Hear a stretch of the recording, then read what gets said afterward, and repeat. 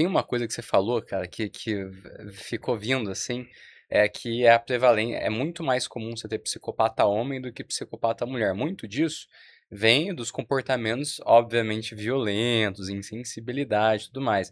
Você acha que é uma prevalência, não sei nem se existe essa resposta, né? Mas é uma prevalência real do tipo assim, pô, tem mais psicopata homem, ponto?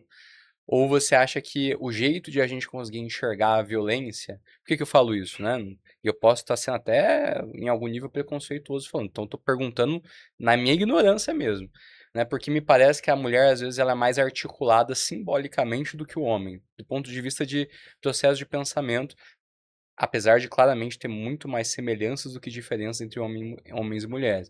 Mas assim, parece que a mulher tem um comportamento que ela consegue utilizar menos a força física, a violência explícita, e muito mais um negócio. Então você acha que é meio que assim, a gente está usando uma régua que não está calibrada para a mulher, de maneira que talvez teria tanto quanto homem e mulher? Ou você acha que não? Pô, é mais homem e tal? Eu acho que tem uma questão cultural, realmente, de um machismo estrutural. Eu acho que tem uma questão biológica envolvida, porque está muito também associado com hormônios sexuais, com testosterona. Tem uma Uhum. questão metodológica que é muito citada, porque muitos desses, por exemplo, os estudos do Hare foram feitos com homens numa população carcerária. O É. quanto que isso não é aplicável para outras populações. E os casos, geralmente, que a gente vê, isso é um dado que a gente vê de mulheres psicopatas, geralmente os atos de agressividade que elas cometem são dentro do ambiente familiar. Então, Hum. contra parentes, contra filhos. Então, Famosa história da sogra. exato. Então, muitas vezes, acaba não passando, não extrapolando de um ambiente familiar, tem várias descrições clínicas disso.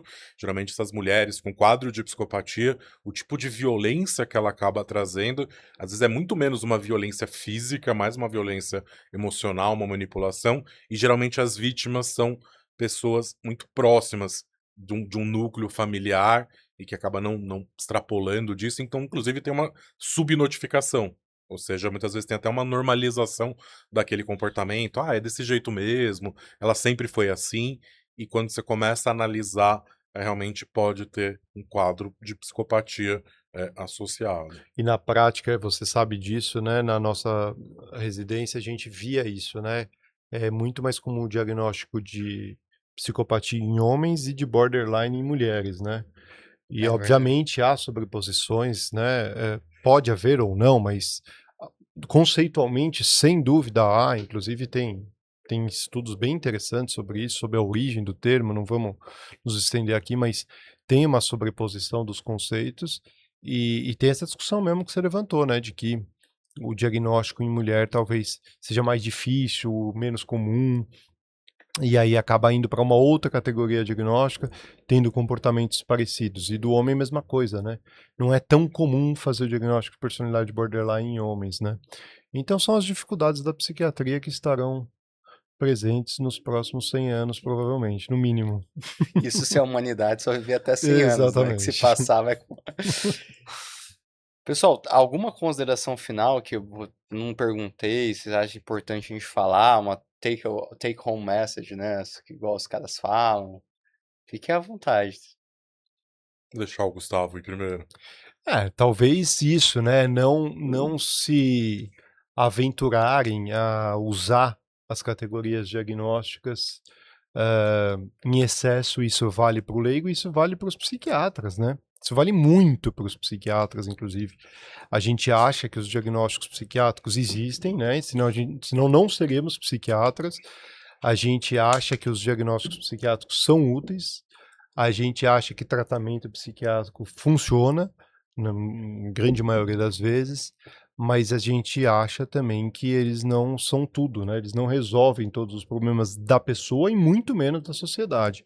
Então quando a gente fala de psicopatia, a gente está falando de um problema que é da pessoa, mas que muito de interesse da sociedade. Acho que não à toa você escolheu esse tema, né, para iniciar o seu podcast, porque talvez seja o tema mais polêmico da psiquiatria, aliás, sem dúvida, da psiquiatria clínica e forense, e talvez seja um dos temas mais importantes da sociedade, né.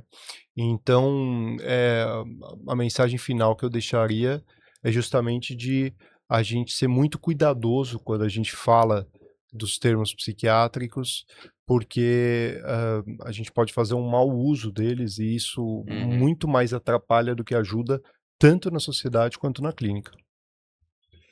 Acho que eu pensaria numa ideia de manter-se curioso. Eu acho que é um campo, que está em constante evolução. Os conceitos que a gente tem hoje em dia, o conhecimento que a gente tem hoje em dia é muito diferente do que a gente tinha, por exemplo, há 100 anos, com descrições de psicopatia. O nosso entendimento avançou, mas ainda existem muitas lacunas, existem muitas dúvidas.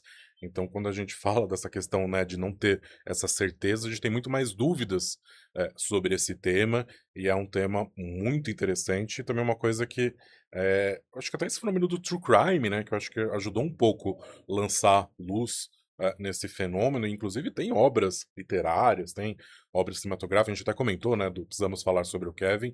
Então, muitos artistas retrataram também esse fenômeno. Então também não ficar só restrito a uma questão, científica especificamente, mas também como que a sociedade, como que as pessoas acabam vivenciando esse tema, quais as descrições que tem, e de que cada vez mais a gente possa discutir sobre esse assunto, trazendo o que a gente sabe, deixando em aberto todas essas dúvidas. Eu acho que é um campo muito fascinante, eu acho que foi excelente a escolha desse tema. Acho que a gente é suspeito para falar que a gente gosta muito, mas acho que é um tema muito bom e muito atual. E eu acho que cada vez mais vai surgir mais na sociedade.